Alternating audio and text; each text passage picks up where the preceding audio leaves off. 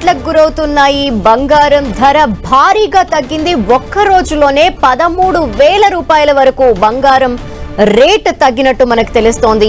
So 24 గంటల వ్యవధిలో ఏకంగా తులం బంగారం 7,000 తగ్గగా ఇప్పుడు లేటెస్ట్ గా మనకు తెలుస్తున్న దాని ప్రకారం ఓవరాల్ గా 13,000 వరకు తగ్గింది. దీంతో ఇప్పటికే భారీగా పెరిగిన గోల్డ్ రేట్ ధరల్ని కరెక్షన్ దిశగా వెళ్తున్నాయని అర్థమవుతోంది.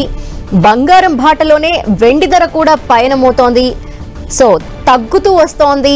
ఇప్పుడున్న పరిస్థితుల్లో మనం బంగారం వెండి కొనాలా లేదా అమ్మాలా, ఏం జరగబోతోంది గోల్డ్ రేట్స్ లో, అలాగే వెండి రేట్ విషయంలో ఇదే పెరుగుదల చూస్తామా లేదా తగ్గుదల చూస్తామా?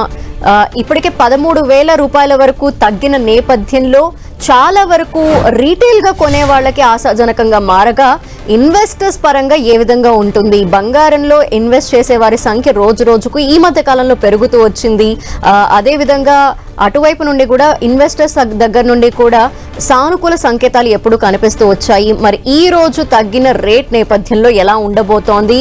ఫ్యూచర్ లో గోల్డ్ రేట్ మనం ఏ విధంగా ఉండేలాగా చూడబోతున్నాము?